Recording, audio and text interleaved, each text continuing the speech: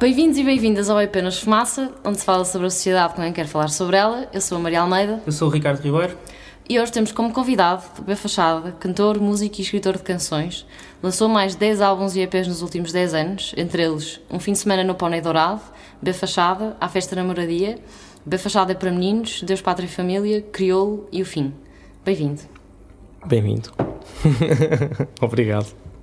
José Mário Branco, na canção FMI, escrita em 1979, um ano depois da primeira de já 3 intervenções do Fundo Monetário Internacional em Portugal, diz o seguinte: tu vais conversando, que ao menos agora pode-se falar, ou já não se pode.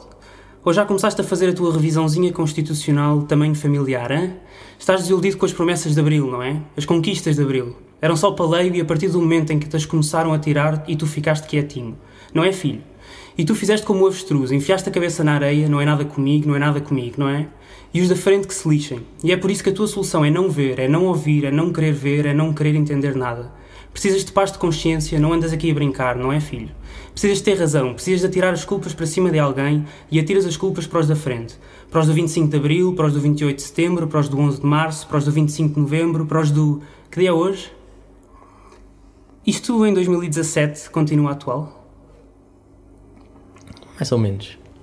Eu acho que já na altura não era super atual, ou seja, foi a altura em que o Zé Mário lá chegou, sim. Mas o Zeca está desiludido com a Revolução em 75, não é? Porquê? Não precisou de esperar. Porque a Revolução deveria ter sido uma revolução cultural. E toda a gente, como agora, em 2017, não é? A Revolução na Europa precisaria de ser uma revolução cultural.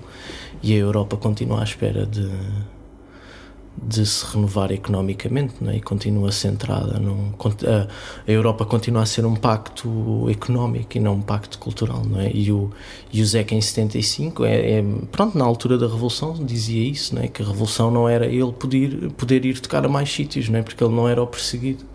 A Revolução era se ele fosse aos sítios e nesses sítios houvesse música para ele ouvir.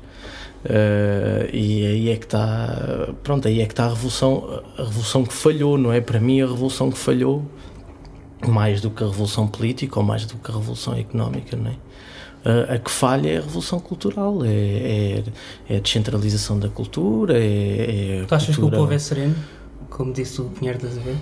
Acho que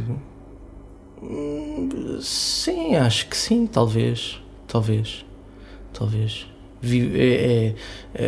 É fácil viver, não é? Principalmente aqui no sul da Europa, não é? Nem em Portugal. É fácil viver e é fácil sobreviver. José Mário Branco disse à Blitz em 2011: acho que os problemas dos jovens hoje são menos dramáticos, menos em carne viva do que eram no nosso tempo. Quando eu tinha a idade que eles têm agora, percebi que os jovens eram obrigados a tomar decisões gravíssimas todos os dias. É porque os problemas hoje são menos democráticos? Ou dramáticos, desculpa? Não sei. Talvez, não sei. São problemas diferentes. Nós vivemos muito focados muito obcecados com o passado, não é?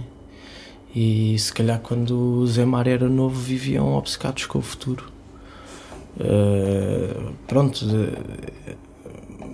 Mas quer dizer, mas a verdade é que aquilo que nós herdamos é muito pouco com que trabalhar, não é?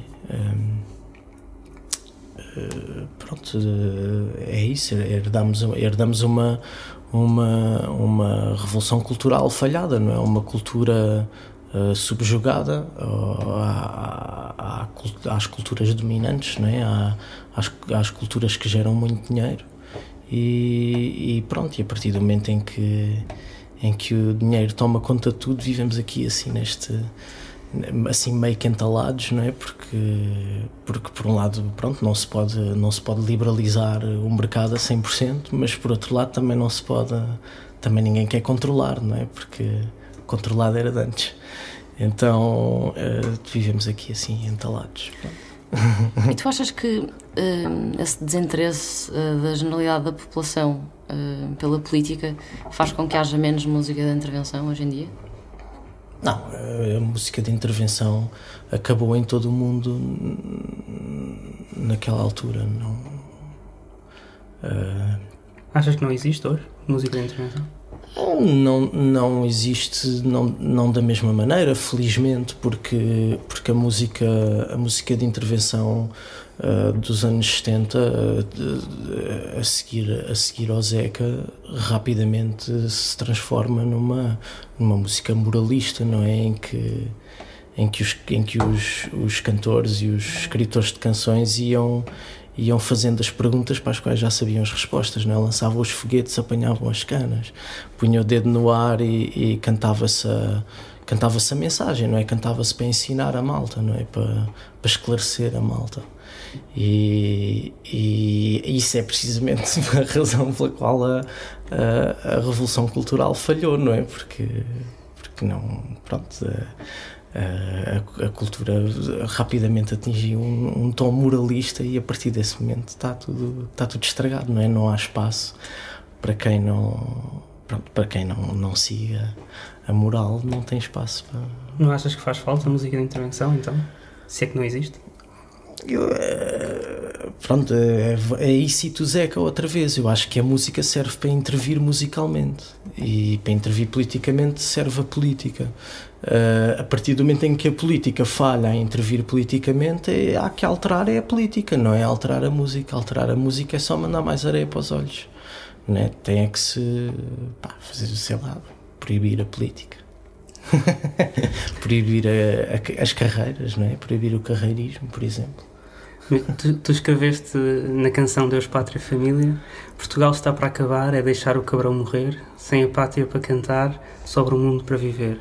Chegam flores do estrangeiro, já escolhemos o coveiro, para mim é para queimar, mas não quero exagerar. Isto foi escrito porque os momentos eram maus demais para isto não ser escrito? Sim, também, talvez. Sim, também. Isto foi escrito em 2011, no ano em que pela terceira vez o FMI veio. Sim, e foi portanto, eu entrei em estúdio na quinta, as eleições foram domingo e o disco saiu na segunda. Foi assim. A música saiu na segunda. Mas a verdade é que isso também... Portanto, a música intervém musicalmente, ou seja, aí a música faz um comentário também à música de intervenção e ao seu suposto papel em esclarecer a malta. A malta que aparentemente não ficou esclarecida, não é? Porque a malta não ficou esclarecida e é estranho como essa música que ao início parecia que se ia multiplicar, não é? Em muitas músicas diferentes, de repente torna-se moralista e fecha-se sobre si mesma, e quando acaba tudo, não é? É como se fosse... Não deixaram a herança, não é? Não existe descendência, não é? Não é como no Brasil, em que as gerações são sempre maiores. Cada geração tem sempre o dobro da anterior. Independentemente de ser um intervencionista engajado como o Chico, ou a seguir um Caetano, que é um gajo emocional e que faz uma intervenção muito mais cultural do que política, não é? Que está muito mais preocupado nas questões da cultura e da gênese da cultura, a origem do Brasil e da música brasileira, e vem o tropicalismo, né? E as questões, cada um tem os seus interesses e, no entanto, não deixam de passar de uns para os outros. Acaba por ninguém atinge esse tom moralista de fim do caminho, de eu já aprendi tudo, agora vou-vos ensinar, e depois está tudo ensinado. Pronto, está feito. Na definição de música de intervenção da Direção-Geral de Informação de 1972, que fazia parte da DGS, sucessora da PIDE, é aquela que ridiculariza e ameaça o poder constituído e os seus agentes, aconselha a recusa da guerra colonial, contém ideias que se direcionam contra o princípio do isolamento internacional e da nação colonial, contém expressões da linguagem popular destinadas a chocar o público, exalta o comportamento contestatário, incita os cidadãos a impedir a perseguição política, contém interpretações incómodas de factos da vida nacional, divulga e comenta factos apagados pelo sistema de controle e de informação do regime. É isto a música da intervenção? Sim, quer dizer, isso é uma lista bastante antiquada, não é? Nós temos que deixar de viver concentrados no século XX, não é? Porque o século XX é que foi o século das grandes verdades e pronto, que afinal não eram, não é? E das grandes uniões, não é? Das grandes... e nós, na verdade, estamos a herdar todas as fragilidades que sobram disso, não é? Ainda há pouco tempo há umas eleições na América, não é? E de repente toda a gente está chocada porque ganha o gajo errado na América, mas alguém se preocupou com o gajo que ganhou na Rússia, com o gajo que ganhou na China, com o gajo que ganhou na Índia, com os gajos que ganham em África. Quer dizer, talvez a diferença seja que de repente te apercebes da fragilidade de toda a tua perspectiva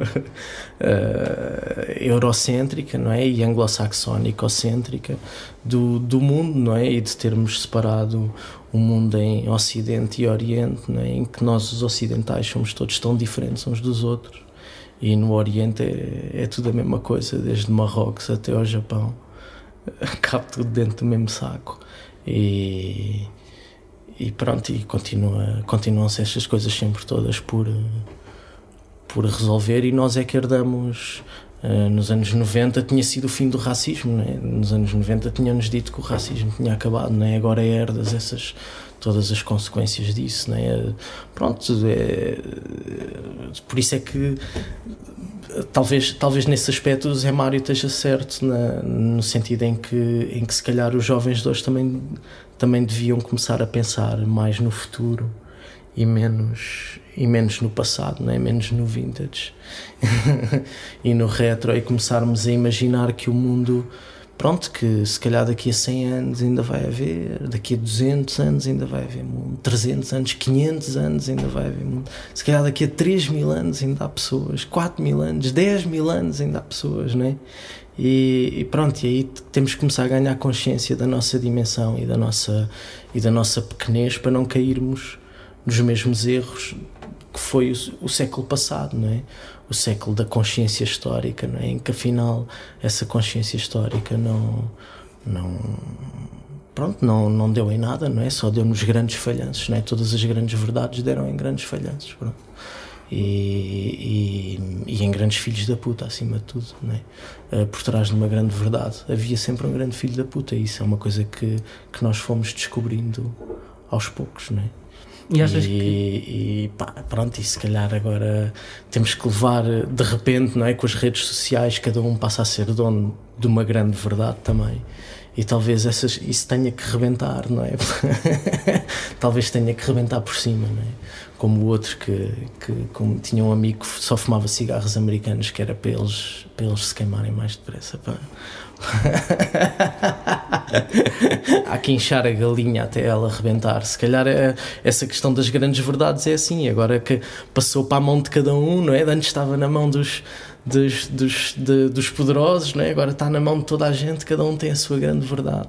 E se calhar quando isto começar mesmo tudo a arrebentar e essas verdades começarem todas a falhar, talvez aí se consiga. Também, na verdade, foi mais ou menos por esta altura que o século XX começou, não é? Foi mais ou menos por 1917, 1918 e tal. Pronto. Talvez.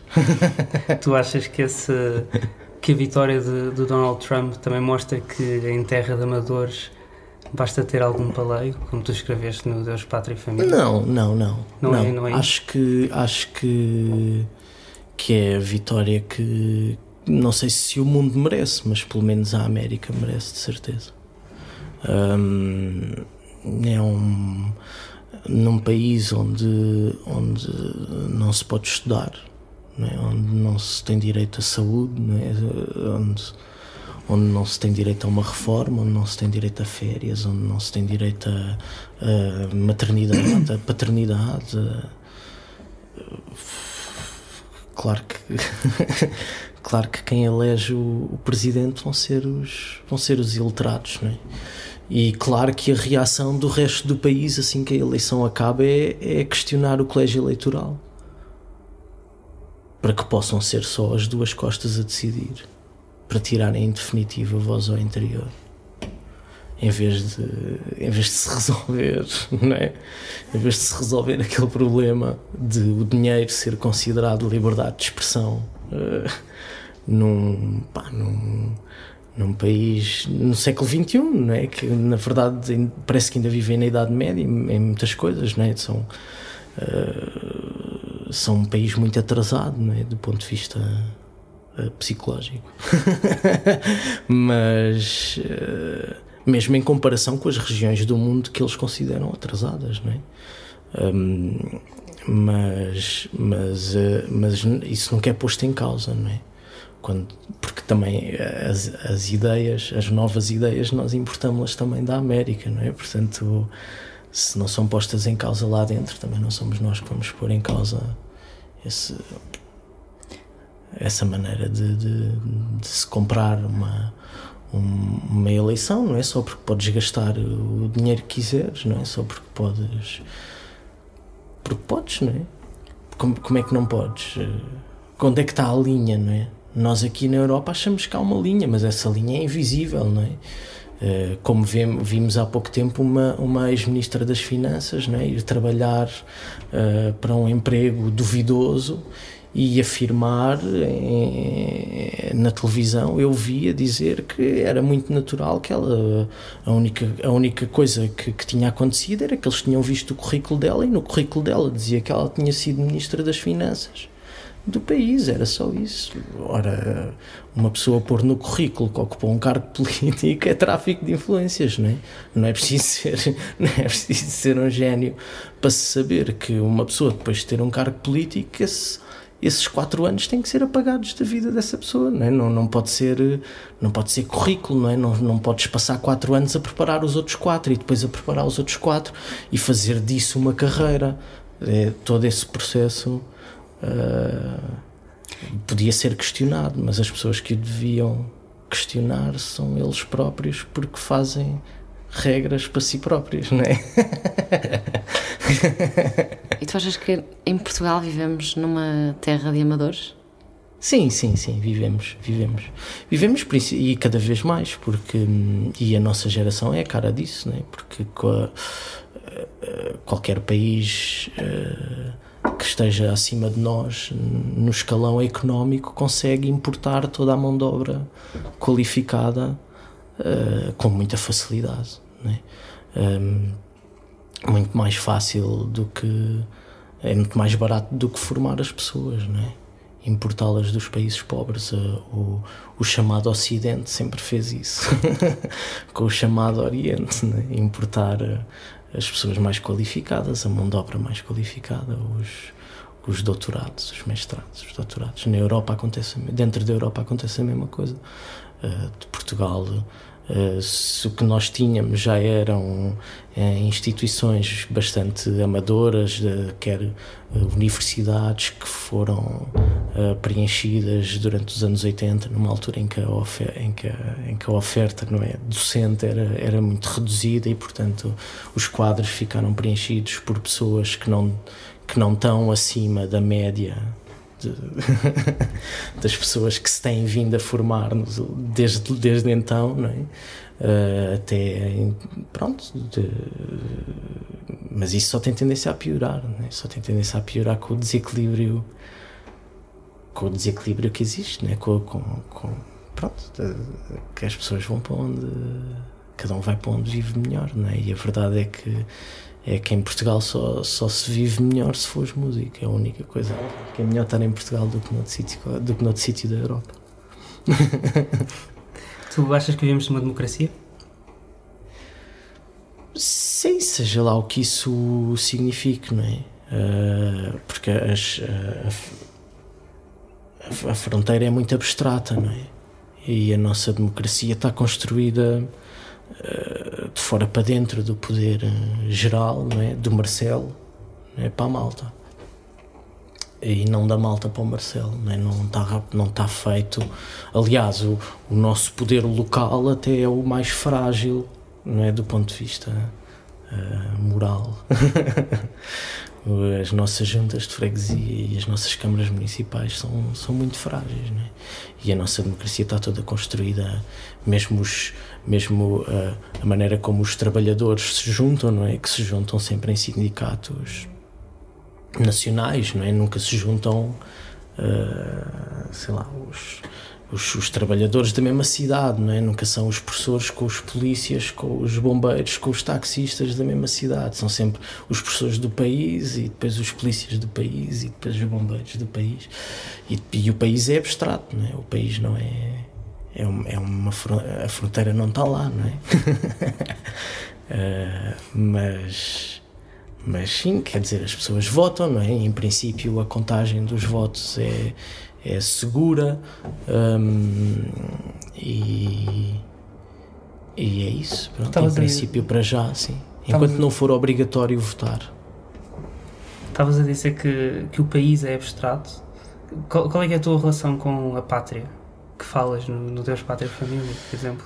A nossa relação é isso, a relação com a pátria é muito abstrata. Nesse aspecto ainda vivemos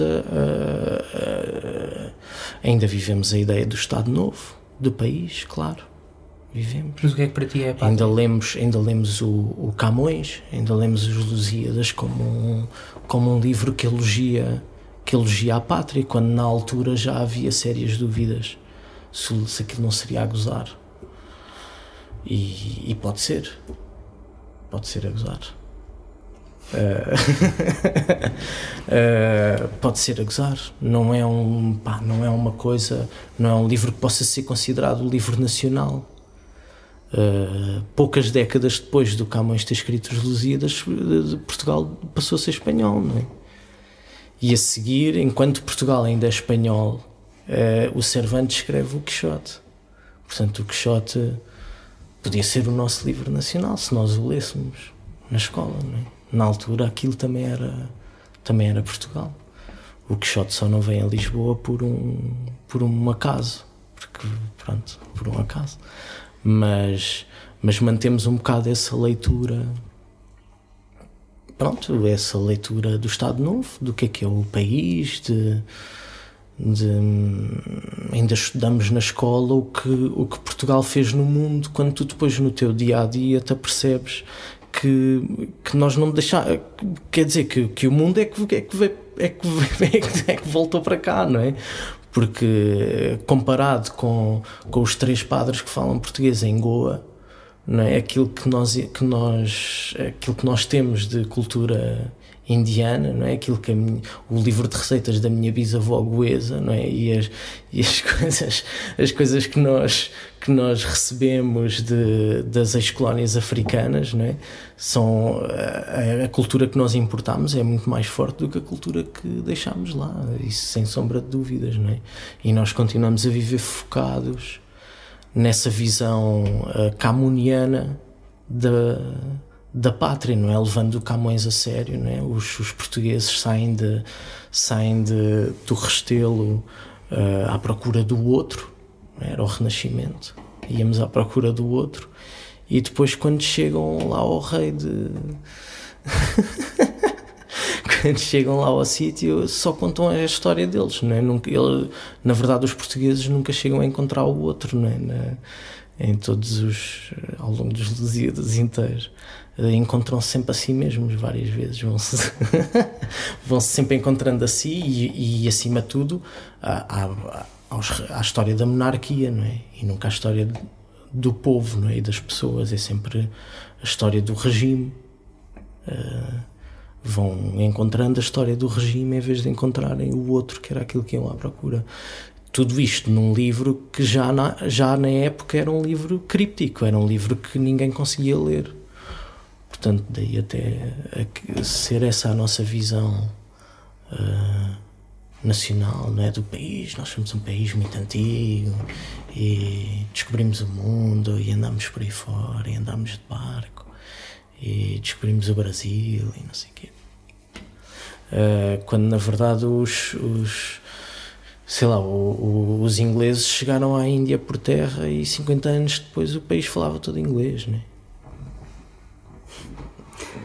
Voltando à música de intervenção, em maio de 1974, o Coletivo de Ação Cultural lançou um comunicado manifesto assinado por nomes como Fausto, Zeca Afonso, Zé Mário Branco, Manuel Alegre, Vitorino, entre outros, onde se lia, no primeiro ponto: este coletivo lutará pelas justas reivindicações do povo trabalhador e do movimento democrático popular, a saber, o pão como o direito dos trabalhadores à justiça social, ao bem-estar e a uma pátria de onde não precisem de emigrar, a paz como o termo imediato de guerra da opressão colonial, a terra com a realização de uma reforma agrária consequente que dê a terra a quem a trabalha, a independência nacional em luta contra o domínio dos monopólios, a liberdade com a garantia dos direitos de expressão livre, greve, reunião, associação, etc.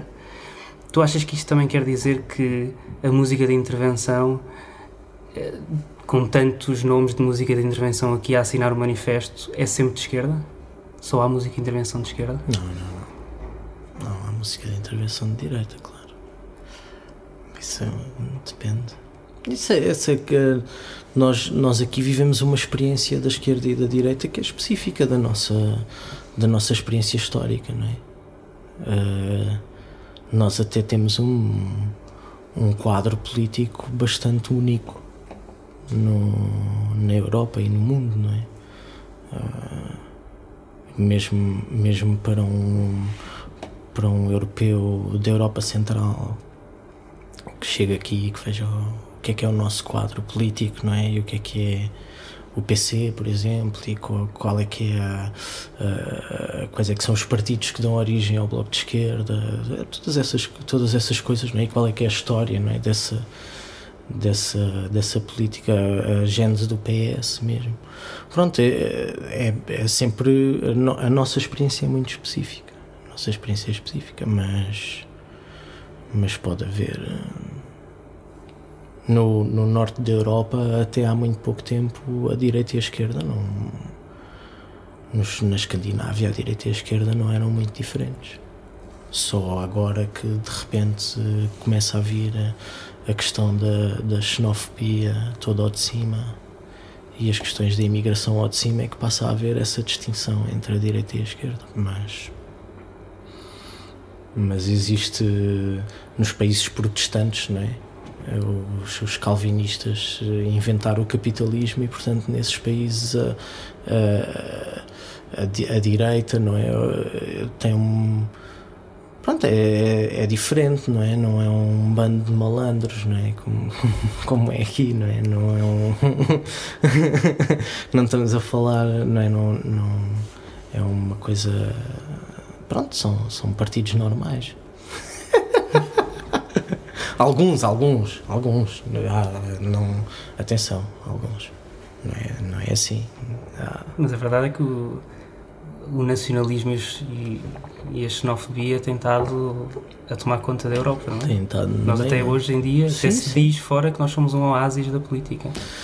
Sim, nesse aspecto somos.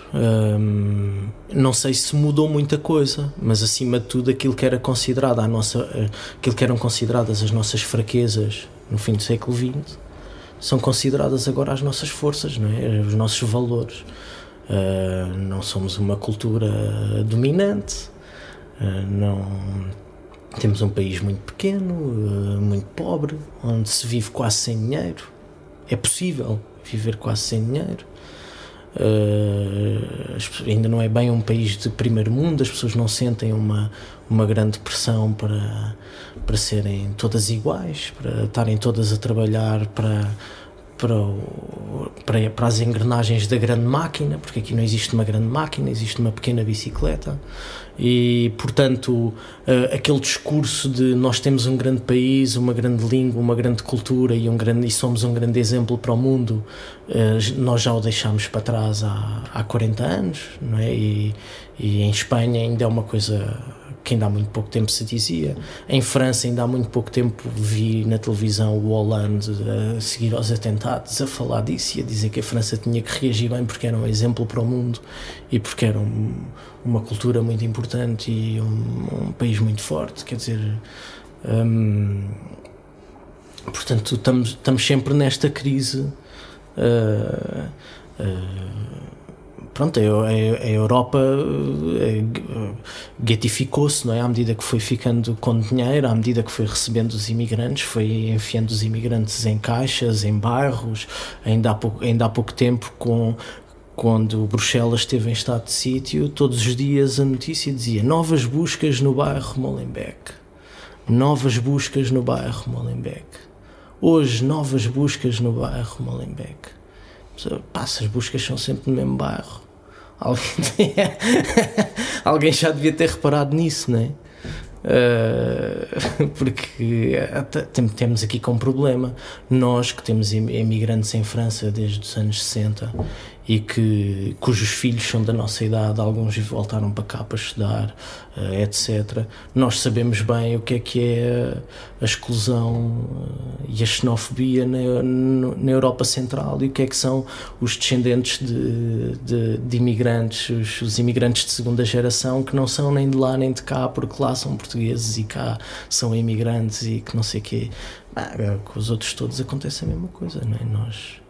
Nós sabemos isso da nossa experiência, mas claro que a partir do momento em que a Europa não implementou um plano cultural, não é? De aproximar as nações e de aproximar a Europa uns dos outros, não é? De não haver esta questão dos gregos, que são os preguiçosos, e dos portugueses, que são não sei quê, e dos espanhóis, que são não sei quantos, e dos alemães, que são malvados. E vivemos assim sempre todos tão muito afastados uns dos outros e continuamos a não ter a mínima ideia de como é que se vive nos outros sítios, de como é que se vive na Escócia, de como é que se vive no Luxemburgo, como é que se vive na Sicília, como é que se vive na Grécia, não em Atenas, mas no interior da Grécia. Como é que se vive no interior da Grécia, não é? Não sabemos como é que se vive nem no interior de Portugal. Nem no interior de Portugal, não é? Que cultura existe, não é? O que é que as pessoas fazem do seu dia, não é? O que é que... como é que vivem as suas vidas, não é? Como é que cuidam dos seus filhos, como é que se alimentam, todas as coisas que podiam aproximar de facto a Europa, não é? E podias de facto pensar depois economicamente não há dúvidas. Se existe uma união económica, porque é que existem dúvidas? Uma economia é uma economia, o mesmo dinheiro para todos, o mesmo ordenado mínimo para todos, os mesmos impostos para todos, isso não há dúvidas nenhuma, porque a Europa tem é que se decidir, não é? Ou é uma união cultural, e nesse caso nós queremos aprender cultura da Europa, ou então se é uma união económica tem que ser só uma economia, não pode ser uma união de muitas economias, não é? E estarem uns a produzir pessoas e os outros a comprá-las. Pronto, isso assim nunca vai ser justo, nunca vai ficar mais justo só porque sobe aqui o ordenado mínimo um bocadinho, não é? Não é isso que vai fazer as coisas ficarem mais justas. Estamos mesmo a chegar ao fim. Durante a ditadura em Portugal, músicas como Menino do Bairro Negro e Os Vampiros do Zeca Afonso foram censuradas e depois foram lançadas no mesmo ano pela mesma editora, mas só em versão instrumental. Tu achas que a música de intervenção depende exclusivamente da letra? Não, acho que não. Acho que se emigrasse levava os discos do Norberto, por exemplo, para ouvir. Não tem letra, mas acho que seria uma espécie de intervenção então, há música cultural. Intervenção cultural, sim, intervenção musical. Sim, eu não vejo essa questão da intervenção política, não é? Da mesma maneira que o Zeca detestava tocar os Vampiros, não é? Sempre que dava um concerto, toda a gente queria sempre que ele tocasse os Vampiros. Como se os Vampiros fossem pidos, não é? Então, se os Vampiros fossem pidos, já não se ouvia os Vampiros. Não é? Os Vampiros não são pidos. Ele está a cantar uma música sobre um fenómeno que é um fenómeno que tem 5.000 anos para trás e 5.000 anos para a frente, não é? Na humanidade, e a malta queria que eles fossem pidos, e ele depois não gosta de cantar a música, não é? Porque aí era se ele tivesse a esclarecer a malta. Ele não está a fazer a pergunta e a dar a resposta, ele está só a fazer a pergunta. A música fica em aberto, as canções do Zeca ficam quase sempre em aberto, não é? Não existe, a moral não é inequívoca, é muito raro a moral ser inequívoca. Mas se bem que eles comem tudo e não deixam nada, é verdade. É bastante sim. explícito. Sim, talvez. É mais ou menos explícito, sim. Sim, depende do teu ponto de vista, não é? Para cada um seria a sua... A questão é que a música as canções e a música ganha vida própria, não é? O Zeca ainda por cima estava fora, portanto... quando o Zeca volta, havia uma lenda que se tinha construído à volta das canções e dele, não é? E a verdade é que tu ouves os discos do Zeca e eu acho que se consegue sentir uma energia diferente da parte dos intervenientes, as pessoas que estão a tocar, as pessoas que estão a produzir. Os discos são muito mais frescos e muito mais modernos do que os outros discos da mesma altura, gravados nos mesmos sítios pelas mesmas pessoas, com os mesmos produtores, só com outras canções, com canções fechadas, canções que se perderam no tempo, não é? Canções com lições que perdem a validade, não é? Lições políticas, não é? Que caem. Hoje em dia há uma teoria que defende que todo o épico acaba por cair em cómico, não é? Toda a epopeia acaba por se tornar numa comédia. E portanto aí existe esse risco, não é? De seres épico com as tuas ideias e depois caíres em comédia, não é? E depois, como o que sustentava a tua música era a seriedade, não é? A música deixa de existir. Mas acho que isto também pode ter a ver com este momento em que nós vivemos, de grande velocidade, rápido consumo, em que não há espaço para se dar atenção à letra, à música, à canção. Achas que é isso? Que isso é a causa? Não sei. A música e a maneira como a música é consumida é um mistério hoje em dia. É imprevisível. E não se percebe muito bem como é que... Porque na verdade... A resposta justa, não é? Para ser justa, a resposta é não. Nunca se ouviu tanta música como agora. Nunca a música esteve tão disponível. Nunca foi tão fácil chegares com uma canção que diga as coisas certas, não é? A toda a gente. E pode servir. A música pode servir para isso. Se for mesmo preciso, pode servir. É uma das coisas para as quais a música serve. Mas também serve para encontrarmos uma língua, para pensarmos sobre a nossa língua, não é? Sobre a nossa língua, a nossa, do nosso tempo, não é? Dos nossos assuntos. Ou seja, porque para falarmos de assuntos novos precisamos de uma língua nova, não podemos estar a falar da mesma maneira que falavam os nossos avós, não é? Com os mesmos termos, com as mesmas palavras, com os mesmos paradigmas, não é? Com a mesma lógica, não é a mesma lógica. Portanto, temos que ser mais autoconscientes da nossa língua, e a música, quando se aproxima da língua materna, também serve para isso, para sermos autoconscientes da língua e da cultura e do que é que são os nossos assuntos, e para pensarmos nas coisas de uma maneira não lógica e não linear, porque se for para pensar de uma maneira lógica e linear, não precisas de fazer canção. A piada de fazer a canção é que a canção, como tem uma forma fechada e uma estrutura fechada, consegue encerrar muitos paradoxos dentro de si, portanto não precisa de estar sujeito a uma verdade absoluta e a um certo e um errado. Não precisas de começar no errado e acabar no certo, ou começar no certo e acabar no errado. Não é preciso, não é? Pode o certo transformar-se em errado e afinal o errado é que se transforma em certo no fim, ou vice-versa, ou três, não é? Serem três em vez de ser uma lógica ternária em vez de ser uma lógica binária. Pode acontecer. Ou podes chegar ao fim da canção e dizer que retiras tudo o que disseste. Também funciona. Porque por um lado ficou, por outro lado retiraste. Como é que é? Disseste ou não disseste? E se for como o Camões, nunca vais saber.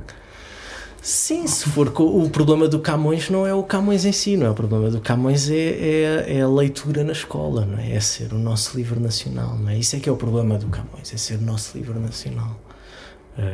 Quando isso é uma perspectiva do Estado Novo, não é uma coisa que o livro sequer em si peça. O livro não pede para ser um livro nacional. Este foi mais um episódio do É Apenas Fumaça, onde se fala sobre a sociedade com quem quer falar sobre ela. Muito obrigado à equipa, Maria Almeida, Bernardo Afonso, Pedro Zuzarte, Frederico Raposo, Pedro Cardoso, Diana Carvalho e Tomás Pereira. Obrigado. Obrigado pelo convite.